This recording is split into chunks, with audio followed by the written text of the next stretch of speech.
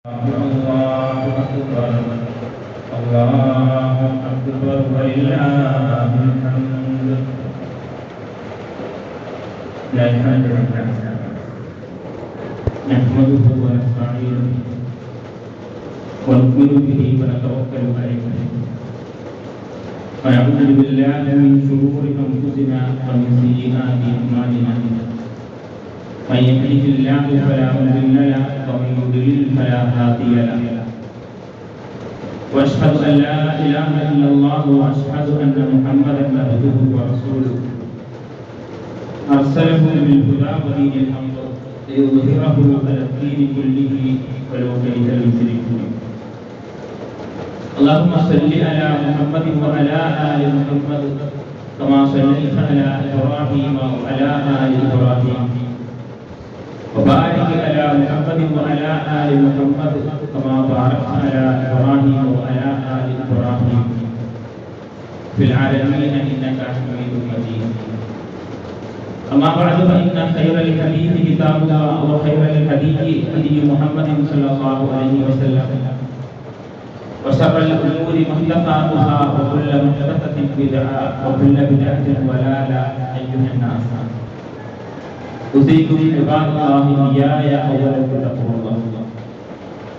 يا أيها الذين آمنوا اتقوا الله حق تقاته ولا تموتن إلا وأنتم مسلمون. أعوذ بالله من الشيطان الرجيم. بسم الله الرحمن الرحيم. إن إبراهيم كان أمة قانتا لله حنيفا ولم يكن من المشركين شاكرا لأنعمه اجتباه وهداه إلى صراط مستقيم وآتيناه في الدنيا حسنة وإنه في الآخرة لمن الصالحين.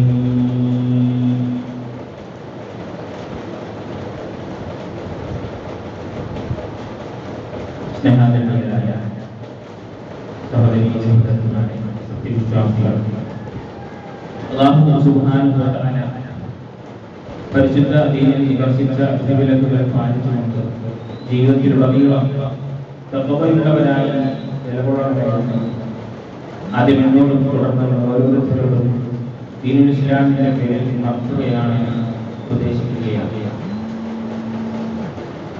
അല്ലാഹു സുബ്ഹാനഹു വ തആല നമ്മെ ഈ ലോകത്തും അനുഗ്രഹിക്കുമാറാകട്ടെ. ഇവിടെ ഒരുമിച്ച് കൂടിയതുപോലെ ഒരുമിച്ച് കൂടുവാനുള്ള സൗഭാഗ്യം അല്ലാഹു സുബ്ഹാനഹു വ തആല ഏവർക്കും പ്രദാനം ചെയ്യുമാറാകട്ടെ. പരിശുദ്ധ അറഫ അല്ലാഹു സുബ്ഹാനഹു വ തആല നമ്മളിൽ നിന്ന് കബൂൽ ചെയ്യുമാറാകട്ടെ. ഇത് അല്ലാഹുവിന്റെ ബലിപെരുന്നാളിന്റെ സന്ദേശങ്ങൾ ഉൾക്കൊള്ളുവാനും അതിലൂടെ ധാരാളം പുണ്യങ്ങൾ നേടിയെടുക്കുവാനും റഹ്മാനായ റബ്ബ് നമ്മെ അനുഗ്രഹിക്കുമാറാകട്ടെ. അല്ലാഹു അക്ബർ അല്ലാഹു അക്ബർ അല്ലാഹു അക്ബർ ലാ ഇലാഹ ഇല്ലല്ലാഹു അല്ലാഹു അക്ബർ അല്ലാഹു അക്ബർ വലില്ലാഹിൽ ഹംദ്. പ്രിയപ്പെട്ട സഹോദരന്മാരെ, ഇന്നും ഇന്നലെയുമായി ലോക മുസ്ലിം സമൂഹം അനുഗ്രഹീതമായ ഈദുൽ അദ്ഹ ആചരിക്കുകയാണ്. ആദ്യമായി ഇവിടെ സന്നിഹിതരായ മുഴുവൻ സഹോദരീ സഹോദരന്മാർക്കും അനുഗ്രഹീതമായ ഈദുൽ അദ്ഹയുടെ ബലിപെരുന്നാളിന്റെ കൃത്യമായ പെരുന്നാൾ സന്തോഷം നേരുകയാണ്. അല്ലാഹു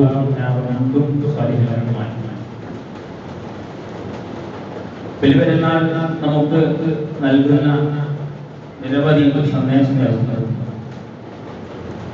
വല്ലാത്തൊരു സാഹചര്യത്തിലൂടെയാണ് ലോകം ഇപ്പോൾ കടന്നുകൊണ്ടിരിക്കുന്നത്. വലിയ പ്രതിസന്ധിയാണ് കോവിഡ് നമുക്ക് മുമ്പിൽ സൃഷ്ടിച്ചിരിക്കുന്നത്. അതിനിടയിലൂടെയാണ് നമ്മുടെ ഈ ആഘോഷങ്ങളെല്ലാം നടത്തുന്നത്.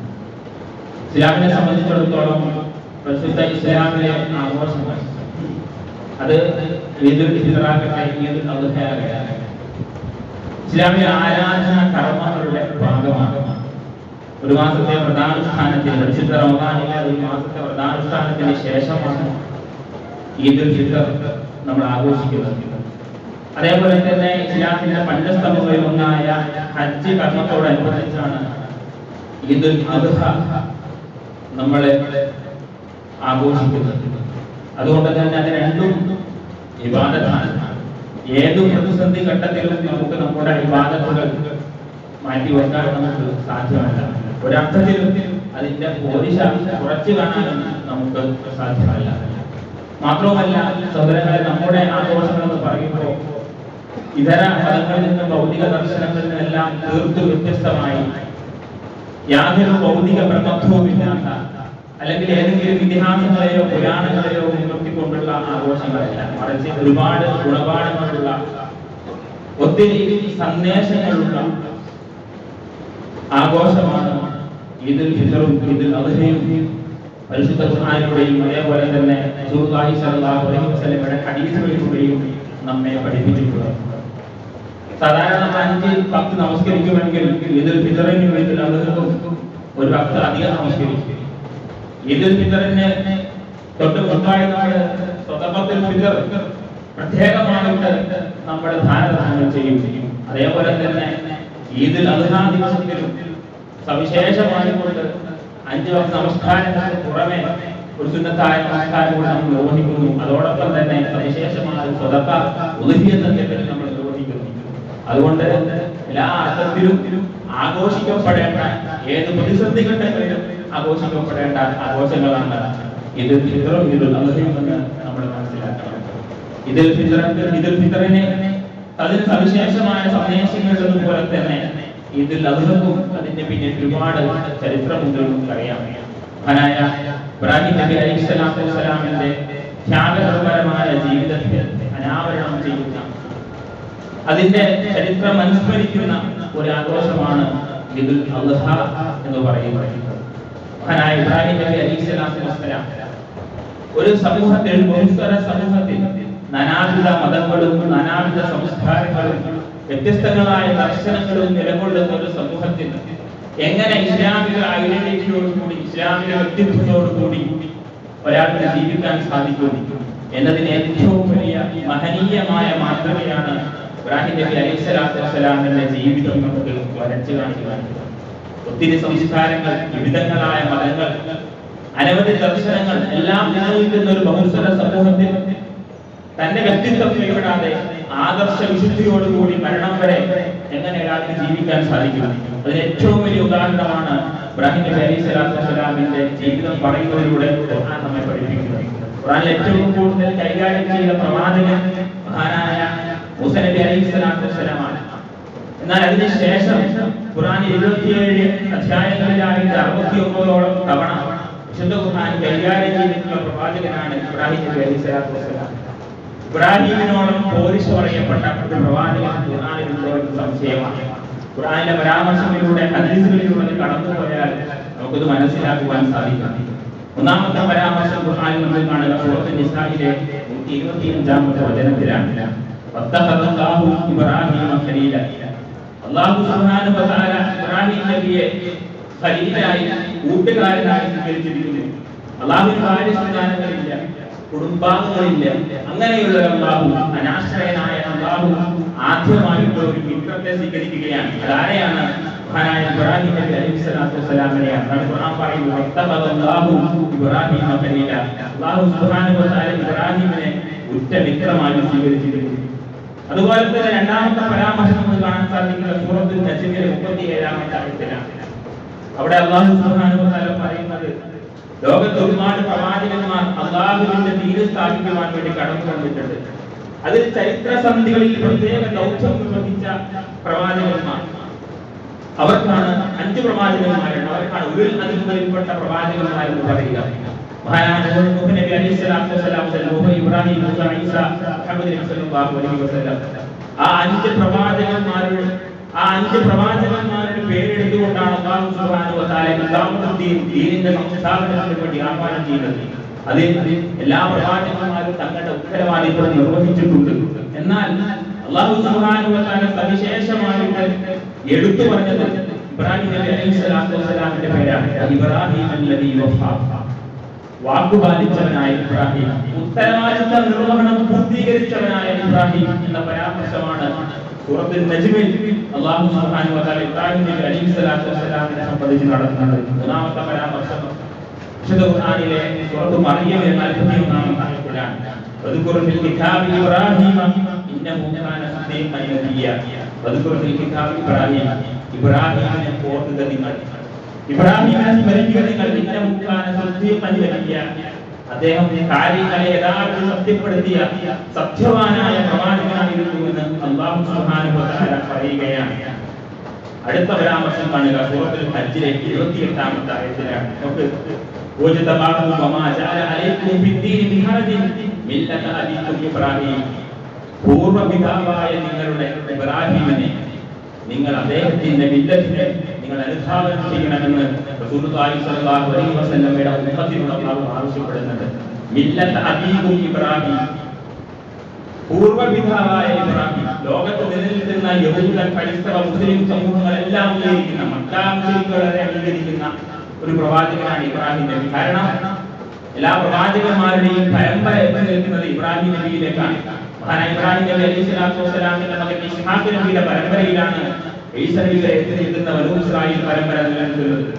അതേപോലെ ഇബ്രാഹിം നബി അലൈഹിസ്സലാത്തു വസ്സലാമിന്റെ മറ്റൊരു മകനായ ഇസ്മായിൽ നബിയുടെ പരമ്പരയിലാണ് അന്ത്യപ്രവാചകനായ മുഹമ്മദ് നബി സല്ലല്ലാഹു അലൈഹി വസല്ലം. അതുകൊണ്ട് തന്നെ മില്ലത അബീക്കും ഇബ്രാഹിം, നിങ്ങളുടെ സമുദായത്തിന്റെ പൂർവ്വപിതാവ് അതാണ് ഇബ്രാഹിം എന്ന് വിശുദ്ധ ഖുർആനിൽ അല്ലാഹു സുബ്ഹാനഹു വ തആല പരിചയപ്പെടുത്തുക. ഇങ്ങനെ ഒരുപാട് പോലീസുകൾ, ഒരുപാട് പ്രകീർത്തനങ്ങൾ, ഒരുപാട് മഹത്വപ്പെടുത്തലുകൾ അല്ലാഹുവിന്റെ ഗ്രന്ഥത്തിൽ നമുക്ക് കാണാൻ സാധിക്കും. അതുപോലെ റസൂലുള്ളാഹി സ്വല്ലല്ലാഹു അലൈഹി വസല്ലമയുടെ ഹദീസുകളിൽ നമുക്ക് കാണാം. റസൂലുള്ളാഹി സ്വല്ലല്ലാഹു അലൈഹി വസല്ലം പറഞ്ഞു, അവ്വലു മാ യുസാ യൗമൽ ഖിയാമത്തി ഇബ്രാഹിം. നാളെ പരലോകത്തിൽ എല്ലാവരും അക്ഷരയിൽ നഗ്നഭാരരായി ഒറ്റയ്ക്ക് നിൽക്കുന്ന സന്ദർഭത്തിൽ, സൂര്യന്റെ ചുവട്ടിൽ നിൽക്കുന്ന സന്ദർഭത്തിൽ ആദ്യമായി അല്ലാഹു സുബ്ഹാനഹു വ തആല വസ്ത്രം ധരിപ്പിക്കുക ഇബ്രാഹിം നബി അലൈഹിസ്സലാത്തു വസ്സലാമിനെയായിരിക്കും. യൗമ യഹ്ശറു നാഖു ഫാതഹു വറാഖു വഖുല. അല്ലാഹു സുബ്ഹാനഹു വ തആല മലക്കുകളോട് പറയുമത്രേ, ഉഖ്സു യാ മലായികത്തി ഇബ്രാഹിം, നിങ്ങൾ എന്റെ കൂട്ടുകാരനായ ഇബ്രാഹിമിനെ നിങ്ങൾ വസ്ത്രം ധരിപ്പിക്കുക എന്ന് അല്ലാഹു പറയുമെന്ന് റസൂലുള്ളാഹി സ്വല്ലല്ലാഹു അലൈഹി വസല്ലം പറയുകയാണ്. അതേപോലെ സല്ലല്ലാഹു അലൈഹി വസല്ലം മറ്റൊരിക്കൽ പറഞ്ഞു, ഇന്നല്ലാഹ ഇത്തഖദനി ഖലീലൻ കമാ ഇത്തഖദല്ലാഹു ഇബ്രാഹിമ ഖലീല. അല്ലാഹു സുബ്ഹാനഹു വ തആല ഇബ്രാഹിം നബിയെ കൂട്ടുകാരനായി സ്വീകരിച്ചതുപോലെ എന്നെയും കൂട്ടുകാരനായി സ്വീകരിച്ചിരിക്കുന്നു. വേറൊരു ഘട്ടത്തിൽ റസൂലുള്ളാഹി സ്വല്ലല്ലാഹു അലൈഹി വസല്ലം ഒരു സ്വഹാബി അഭിസംബോധന ചെയ്തു, യാ ഖൈറൽ ബരിയ, അല്ലയോ സൃഷ്ടികളിൽ ഉത്തമനായവരെ. നബി സല്ലല്ലാഹു അലൈഹി വസല്ലം ഇവരെ കൊണ്ട് പറഞ്ഞു, വദാക ഇബ്രാഹിം, അത് ഞാനല്ല, ഇബ്രാഹിം നബിയാണ്. ഓക്കെ, റസൂലുള്ളാഹിന്റെ ഹദീസുകളിൽ ഇങ്ങനെ പോകുന്നു. ഈ എല്ലാ പ്രകീർത്തനങ്ങളെയും ഈ മഹത്വപ്പെടുത്തലുകളെയും മൊത്തം ഉൾക്കൊള്ളിച്ചുകൊണ്ടൊരു പ്രയോഗം അല്ലാഹു നടത്തുന്നുണ്ട് വിശുദ്ധ ഖുർആനിലെ സൂറത്തുൽ നഹ്ലിൽ. ഇന്ന ഇബ്രാഹിമ കാന ഉമ്മ. ഇബ്രാഹിം നബി അലൈഹിസ്സലാത്തു വസ്സലാം ഒരു വ്യക്തിയായിരുന്നില്ല, അദ്ദേഹം ഒരു പ്രസ്ഥാനമായിരുന്നു. ഇബ്രാഹിം നബി അലൈഹിസ്സലാത്തു വസ്സലാം ഒരു വ്യക്തിയായിരുന്നില്ല, അദ്ദേഹം പ്രസ്ഥാനമായിരുന്നു. ഖാലിഖൻ ലില്ലാഹ്, അല്ലാഹുവിൽ അങ്ങേയറ്റത്തെ ഭക്തി ഉണ്ടായിരുന്ന, ഹനീഫൻ, ഋജുമാനസനായ, വക്രതയില്ലാത്ത, വളവും ചെരിവുമില്ലാത്ത ശരിയായ വിശ്വാസി. വലം യഖു മിനൽ മുശ്രിക്കീൻ, അദ്ദേഹം ബഹുദൈവ വിശ്വാസത്തിൽപ്പെട്ടവനായിരുന്നില്ല. ശാക്കിറൻ ലിഅൻഉമിഹി, അല്ലാഹുവിന്റെ സർവ്വാനുഗ്രഹങ്ങൾക്കും നന്ദി പറഞ്ഞവൻ. ഇജ്തബാഹു, അല്ലാഹു അദ്ദേഹത്തെ സെലക്ട് ചെയ്തു. വഹദാഹു ഇലാ സിറാത്തിൻ മുസ്തഖീം, ശരിയായ മാർഗ്ഗത്തിലേക്ക് അല്ലാഹു അദ്ദേഹത്തെ നയിക്കുകയും ചെയ്തു. തീർന്നില്ല, വആതൈനാഹു ഫിദ്ദുനിയ ഹസന, ദുനിയാവിൽ അല്ലാഹു അദ്ദേഹത്തിന് സർവ്വ നന്മകളും പ്രദാനം ചെയ്തു.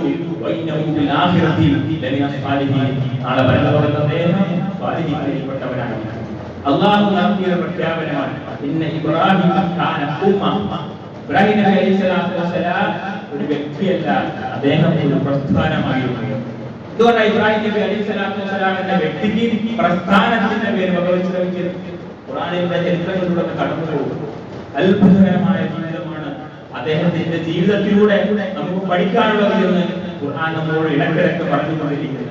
ഒന്നാമത്തെ കാരണം, ഇബ്രാഹിം നബി അലൈഹിസ്സലാത്തു വസ്സലാം ഒരു സമ്പൂർണ്ണ മുസ്ലിമായിരുന്നു എന്നുള്ളതാണ്. ഇബ്രാഹിം നബി അലൈഹിസ്സലാത്തു വസ്സലാം ഒരു സമ്പൂർണ്ണ മുസ്ലിമായിരുന്നു. യാതൊരു വളവും ചെരുവുമില്ലാത്ത ശരിയായ പാതയിൽ സഞ്ചരിച്ച ഇസ്ലാമിനെ സമ്പൂർണ്ണമായി ഉൾക്കൊണ്ട ഒരു പ്രവാചകനായിരുന്നു ഇബ്രാഹിം നബി. നമ്മുടെ അല്ലാഹു പറയുന്നുണ്ടല്ലോ ഖുർആനിൽ, യാ അയ്യുഹല്ലദീന ആമനൂ, അല്ലയോ വിശ്വാസം പ്രാപിച്ചവരെ, ഉദ്ഖുലൂ ഫിസ്സിൽമി കാഫ, നിങ്ങൾ ഇസ്ലാമിലേക്ക് സമ്പൂർണ്ണമായി പ്രവേശിക്കുക. നിങ്ങളുടെ വൈയക്തിക, കുടുംബ, സാമൂഹിക, സാമ്പത്തിക, രാഷ്ട്രീയ തലങ്ങളിലെല്ലാം ഇസ്ലാമിനെ നിങ്ങൾ സമ്പൂർണ്ണമായി കൊള്ളുക. നിങ്ങൾ ഇസ്ലാമിസ്റ്റായി മാറുക. അത് ഖുർആൻ പറയുന്നുണ്ട്. ആ ഇസ്ലാമിസ്റ്റുകൾക്ക് ഏറ്റവും വലിയ മാതൃകയായി ഖുർആൻ പരിചയപ്പെടുത്തുക സമ്പൂർണ്ണ മുസ്ലിമായിരുന്നു. എന്താ ഇസ്ലാം എന്ന് പറഞ്ഞാൽ? അസ്ലമാൻ പറഞ്ഞാൽ കീഴൊതുങ്ങുക, അനുസരിക്കുക, വിധേയപ്പെടുക എന്നാണ്. ഇബ്രാഹിം നബി അലൈഹിസ്സലാത്തു വസ്സലാമിന്റെ ചരിത്രം എടുത്തു നോക്കാം. നമ്മൾ ബലിപെരുന്നാളുമായി ബന്ധപ്പെട്ട് നമ്മൾ ഏറ്റവും പ്രധാനമായിട്ട് ചെയ്യുന്ന കർമ്മമാണ് ഉദഹിയത്ത്. ആ ഉദഹിയത്തിന്റെ സന്ദേശം എന്താ? മഹാനായ ഇബ്രാഹിം നബി അലൈഹിസ്സലാത്തു വസ്സലാമിന്റെ വാർദ്ധക്യകാലത്ത് സന്താനലബ്ധിയില്ലാതെ കഷ്ടപ്പെട്ടപ്പോൾ അല്ലാഹുവിനോട് പ്രാർത്ഥിച്ച് അല്ലാഹു നൽകിയിട്ടുള്ള അരുമ സന്തതി അതിനെ ബലിയർപ്പിക്കുവാൻ അല്ലാഹു സുബ്ഹാനഹു വ തആല ആവശ്യപ്പെടുകയാണ്. ഇബ്രാഹിം നബി അലൈഹിസ്സലാത്തു വസ്സലാം അത് തയ്യാറാവുകയാണ്. അങ്ങനെ തന്റെ മകനെ ബലിയെറുക്കാൻ വേണ്ടി ഇബ്രാഹിം നബി അലൈഹിസ്സലാത്തു വസ്സലാം കൊണ്ടുപോകുന്ന സന്ദർഭത്തെ ഖുർആൻ വിശദീകരിക്കുന്നുണ്ട്. അവിടെ ഖുർആൻ പ്രയോഗിച്ച പ്രയോഗമുണ്ട്. ഫലമ്മ അസ്ലമ, അവർ രണ്ടുപേരും ഇബ്രാഹിം നബി അലൈഹിസ്സലാത്തു വസ്സലാമിന്റെ ഇസ്മാഈൽ നബിയും അല്ലാഹുവിന്റെ നിയമങ്ങൾ കീഴൊതുങ്ങിയപ്പോൾ, അസ്ലമ, അവർ രണ്ടുപേരും മുസ്ലിമായപ്പോൾ, അദ്ദേഹത്തിന്റെ നെറ്റി നിലത്ത് കവിട്ടി അടക്കാൻ വേണ്ടി പരമ അസ്ലമ എന്നാണ് അവിടെ ഖുർആൻ ഉപയോഗിച്ചിട്ടുള്ളത്.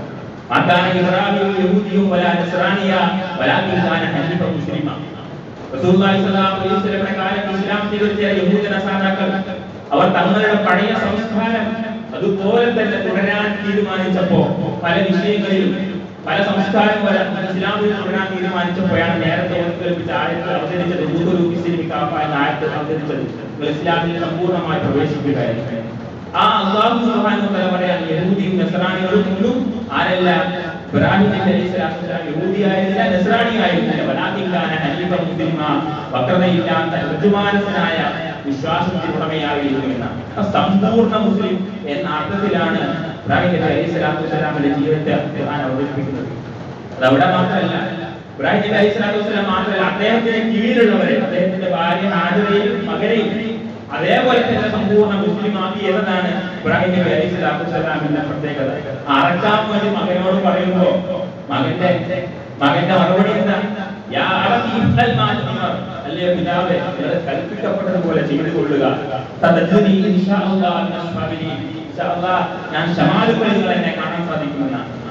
അല്ലാഹു നമ്മോട് കൽപ്പിക്കപ്പെട്ടതുപോലെ നിങ്ങൾ ചെയ്യുക. അങ്ങനെ തന്നെയാണ് ഹാജറ ബീവി മക്ക മദീനയെ ഉപേക്ഷിച്ച് പോകുമ്പോ ഹാജറ ബീവി ഇബ്രാഹിം നബിയോട് ചോദിച്ചത് എന്താണ്? അല്ലാഹുവിന്റെ കൽപ്പനയാണോ എങ്കിൽ നിങ്ങൾക്ക് പോകാമെന്ന.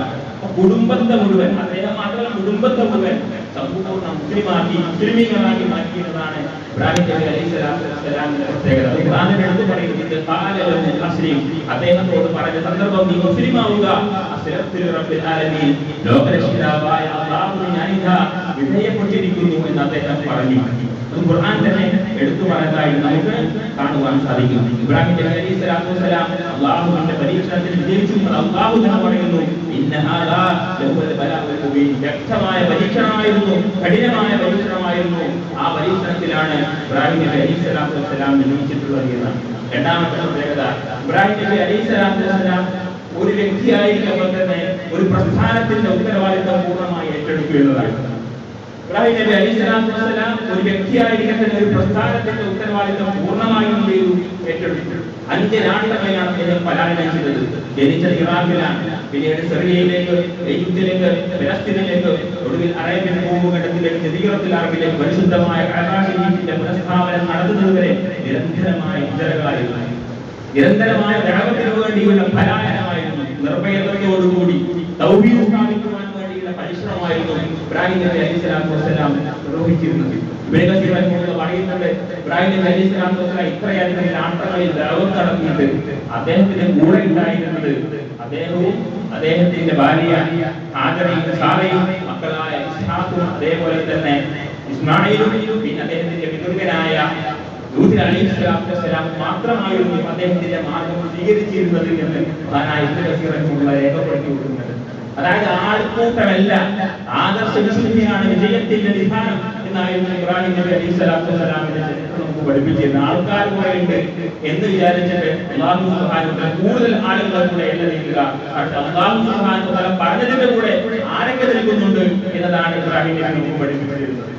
ഒറ്റ ഒരു പ്രധാനപ്പെട്ട ഉത്തരവാദിത്തം അദ്ദേഹം സ്വന്തം വീട്ടിൽ തുടങ്ങി. സ്വന്തം പിതാവ് വിഗ്രഹാരാധകനാണ്, വിഗ്രഹങ്ങളെ വിൽക്കുന്ന ആളാണ്. ആ പിതാവിനോട് ഇബ്രാഹിം നബി അലൈഹി സ്വലാത്തു വസ്സലാം പറയുകയാണ്, ഇത് ഖാലയ അബീഹി, അദ്ദേഹം തന്റെ പിതാവിനോട് പറഞ്ഞു, യാ അബതി, അല്ലയോ എന്റെ പിതാവേ, പൊന്നുപ്പ. അങ്ങനെയാണ് സംബോധന ചെയ്യുന്നത്, യാ അബതി, എന്റെ പൊന്നുപ്പ, ലിമ തഅബുദു മാ ലാ തസ്മഉ വലാ യുബ്സിറു വലാ യുഗ്നി കശിത. നിങ്ങൾ എന്തിനെയാണ് ഒന്നും കേൾക്കാത്ത, ഒന്നും അറിയാത്ത, നിങ്ങൾക്ക് ഒരു ഉപകാരവും ചെയ്യാത്ത ഈ വിഗ്രഹങ്ങളെ നിങ്ങൾ ആരാധിക്കുന്നത്? താങ്കൾക്ക് എത്തിയിട്ടില്ലാത്ത, താങ്കളുടെ അടുക്കൽ വന്നു ചേർന്നിട്ടില്ലാത്ത ഒരു ജ്ഞാനം ദിവ്യബോധനമായിട്ട് അല്ലാഹു സുബ്ഹാനഹു വ തആല എനിക്ക് നൽകിയിട്ടുണ്ട്. അതുകൊണ്ട് നിങ്ങൾ എന്നെ പിൻപറ്റണം. നിങ്ങളെ ഞാൻ ചൊവ്വായ മാർഗത്തിലേക്ക് നയിച്ചുകൊള്ളാം. ഇബ്രാഹിം നബി അലൈഹി സ്വലാത്തു വസ്സലാം പറയുന്നു സ്വന്തം പിതാവിനോട്. പിതാവുമായിട്ടുള്ള സംവാദം ഖുർആൻ പല സൂറത്തുകളിലൂടെ നമുക്ക് പറഞ്ഞു തരുന്നുണ്ട്. അവസാനം പിതാവ് വയമ്പൂരാൻ പോകുമ്പോ വീട് വിട്ടിറങ്ങുകയാണ്. നിങ്ങൾക്ക് സലാം, നിങ്ങൾക്ക് വേണ്ടി അല്ലാഹുവോട് പാപമോചനം ചെയ്യാം, അല്ലാഹു കരുണയുള്ളവനാണ് എന്ന് പറഞ്ഞ് വീട് വിട്ടിറങ്ങുകയാണ്. പിന്നീട് അദ്ദേഹം ആ രാജ്യത്തെ ഇറാഖിനെ ഭരിച്ച നമ്രൂദ് എന്ന് പറയുന്ന രാജാവിന്റെ കൊട്ടാരത്തിലേക്ക് ചെല്ലുന്നുണ്ട്. നമ്രൂദുമായുള്ള സംവാദം ഖുർആൻ എടുത്ത് പറയുന്നുണ്ട്. രാജാവിനോട് സംവാദിക്കുന്നുണ്ട്. നിർഭയത്വമുള്ളവനായി ആരെയും പേടിയില്ലാതെ തൗഹീദ് പറഞ്ഞ ആളായിരുന്നു ഇബ്രാഹിം. നമ്രൂദിന്റെ കൊട്ടാരത്തിൽ അവിടെ വലിയ ക്ഷാമം നേരിട്ട് ഇറാഖിൽ. അന്നേരം അദ്ദേഹം അന്നദാനം നടത്തിക്കൊണ്ടിരിക്കുക. അന്നദാനം നടത്തുമ്പോൾ തന്റെ പൗരന്മാർ അടിമകളായിട്ടാണ് നമ്രൂദ് കണ്ടിരുന്നത്. തന്റെ അടിമകൾ തനിക്ക് വേണ്ടി സുജൂദ് ചെയ്യണം. ഇബ്രാഹിം നബി അലൈഹി സ്വലാത്തു വസ്സലാം സുജൂദ് ചെയ്യാൻ വിസമ്മതിച്ചു. ഇബ്രാഹിം നബി അലൈഹി സ്വലാത്തു വസ്സലാം പറഞ്ഞു, ഞാൻ ഏകനായ അല്ലാഹുവിന് വേണ്ടി മാത്രമേ സുജൂദ് ചെയ്യുകയുള്ളൂ. ഖുർആൻ ആ സന്ദർഭത്തിൽ ഞാനാണ് റബ്ബ് എന്ന് നമ്രൂദ് പറയുന്നത് ഖുർആൻ എടുത്തു പറയുന്നുണ്ട്. അലം തറ ഇലല്ലദീ ഹാജ ഇബ്രാഹിം ഫീ റബ്ബി, സ്വന്തം റബ്ബിന്റെ കാര്യത്തിൽ, സ്വന്തം രക്ഷിതാവിന്റെ കാര്യത്തിൽ ഇബ്രാഹിമിനോട് തർക്കിച്ചവനെ നീ കണ്ടുപോകും. അല്ലാഹുവാണ് അദ്ദേഹത്തിന് അധികാരം നൽകിയത്. അല്ലാഹു പറഞ്ഞനുസരിച്ചായിരുന്നു നമ്രൂദ് പ്രവർത്തിക്കേണ്ടിയിരുന്നത്. ഇത് ഇബ്രാഹിം പറഞ്ഞ സന്ദർഭം. എന്റെ റബ്ബാരാണെന്ന് പറഞ്ഞാൽ എല്ലാത്തിനെയും ജീവിപ്പിക്കുകയും അതേപോലെ തന്നെ മരിപ്പിക്കുകയും ചെയ്യുന്നവനാണ് എന്റെ റബ്ബ്. അപ്പൊ അദ്ദേഹം പറഞ്ഞു, എനിക്കും അറിയാം ജീവിപ്പിക്കാനും മരിപ്പിക്കാനും ഒക്കെ. ഞാൻ ജീവിപ്പിക്കുകയും മരിപ്പിക്കുകയും ചെയ്യും. ഇബ്രാഹിം പറഞ്ഞു,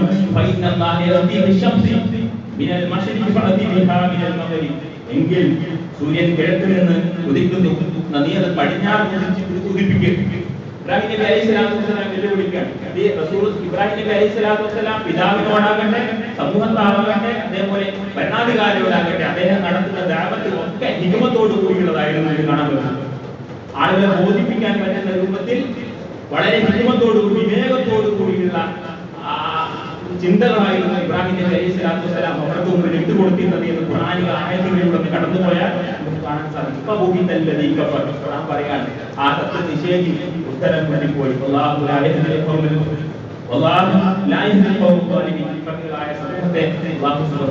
സന്മാർഗത്തിലേക്ക് നയിക്കുകയില്ല. ഉത്തരം മുട്ടി ഇബ്രാഹിം നബി അലൈഹി സ്വലാത്തു വസ്സലാമിന്റെ ന്യായത്തിന് മറുപടി കൊടുക്കാൻ സാധിച്ചില്ല. നമ്രൂദിനെ വിട്ട് സ്വന്തം സമൂഹത്തിലേക്ക് ഇറങ്ങുകയാണ്.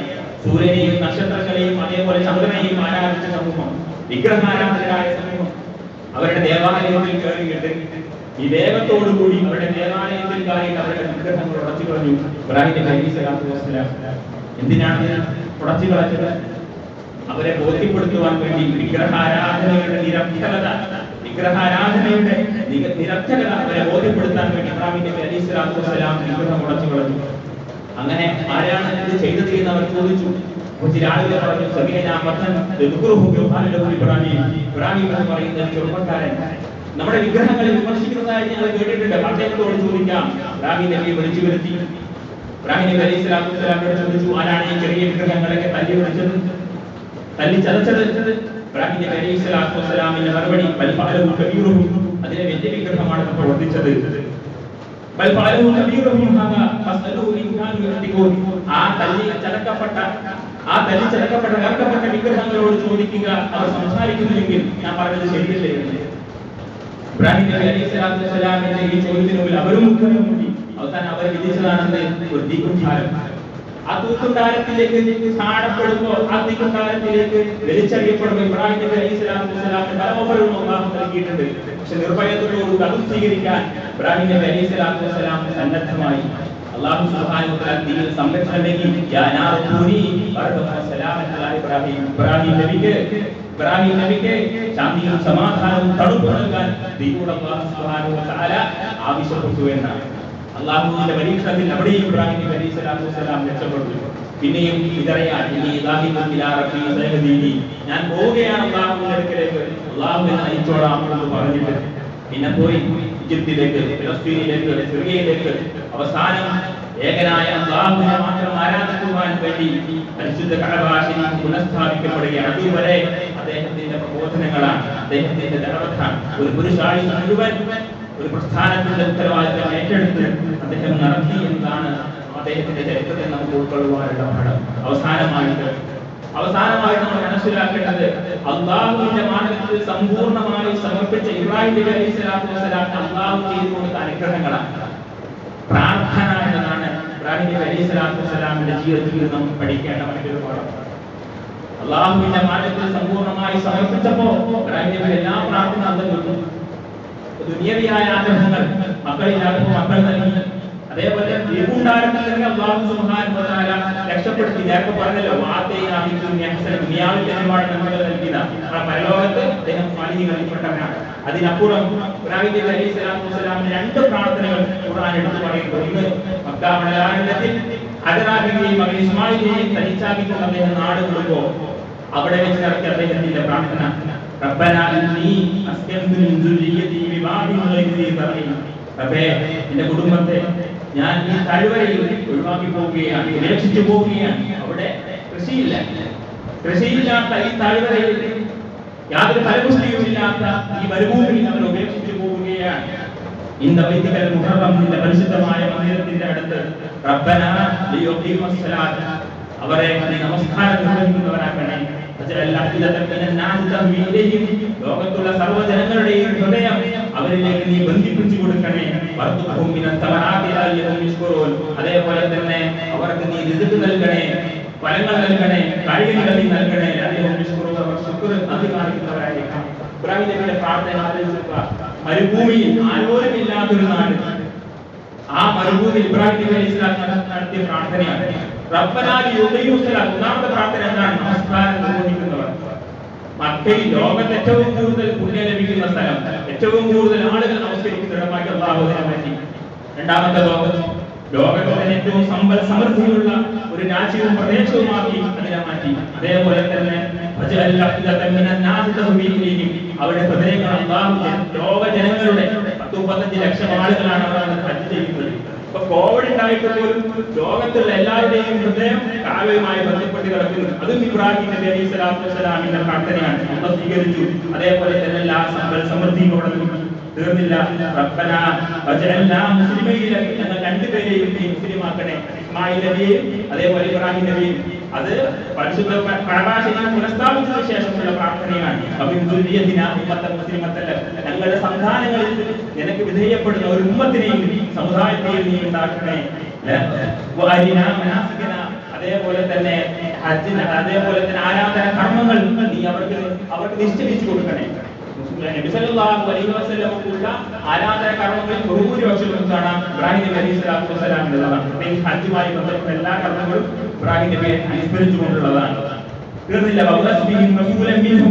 അവർക്കിടയിലേക്ക് ഒരു പ്രവാചകനെ നീ നിയോഗിക്കണേ.